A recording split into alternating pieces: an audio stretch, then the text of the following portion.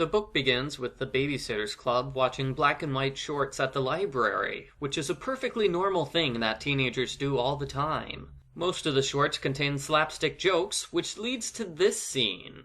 But just then, the man got hit in the face with a coconut cream pie. "Awesome," whispered Christy. "That's my dream." I also have happy dreams about Christy getting hit in the face with a pie. Argofont Book Review, Argofont Book Review.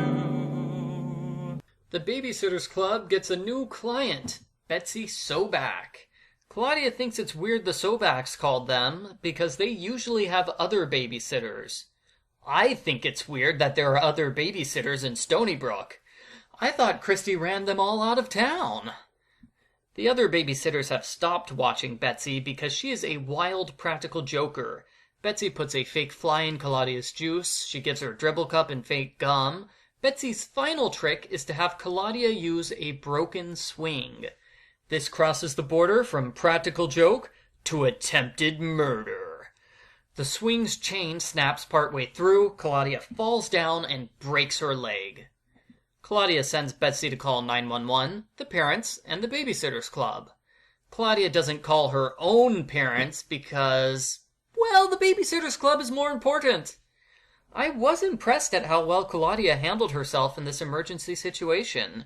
She was surprisingly calm and mature about everything. Don't worry, that's not going to last long. Claudia's leg is put in traction and she winds up in the hospital for a week. First she's mad, then she's scared. What if more accidents happen while she babysits? To be safe, she'll have to quit the Babysitters Club forever. Again. You know, the whole one girl is going to quit the club drama really loses its effectiveness the fourth time around, especially since Stacy quit the club and she still narrates books. There's an awkward chapter where Claudia announces her tentative decision to the other girls. Then we shift gears to the real focus of the book, a prank war between the babysitters and the kids. I told you the mature stuff wouldn't last very long.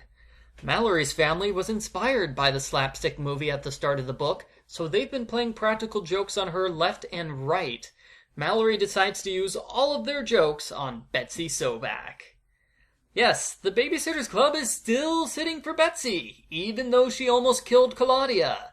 You think the whole 8-year-old tried to murder someone would be addressed at some point, but no, it doesn't. Usually the babysitters are good at talking to the parents if there's any problems or behavioral issues with the kids, but not in this book. They go out of their way to hide everything from Betsy's mom. Dawn says it's because, well, it's immature to tattle on a little kid, which is basically the exact opposite of Dawn's first book. Continuity! We get 3 chapters of playing practical jokes and 1 chapter of Claudia sitting around at home feeling sorry for herself. The prank war comes to an end when Christy utilizes the ultimate weapon, immature older brothers.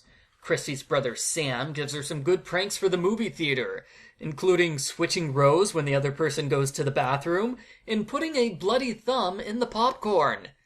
Gross.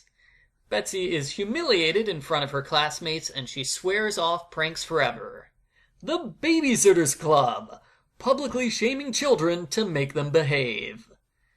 Betsy visits Claudia and apologizes for breaking her leg. Claudia is so moved at how wonderful children are, she decides she's not going to quit the Babysitters Club after all.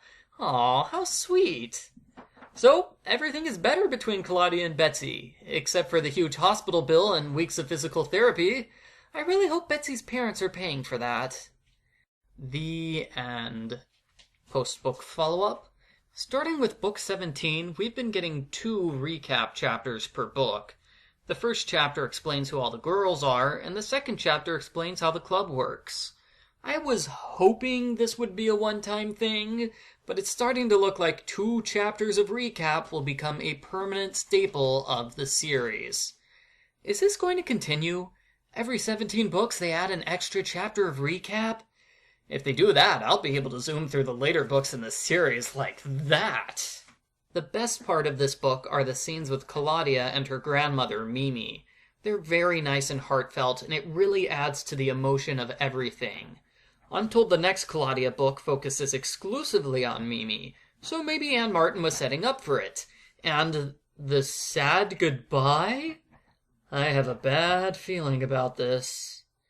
Overall, this book is okay. It's better than the last jokey book, and some of the Claudia hospital stuff is interesting, but the drama of Claudia almost quitting the club has been done before, and all 5 of the babysitting prank chapters are basically the same. I give Babysitter's Club number 19, Claudia and the Bad Joke, a 7 out of 10.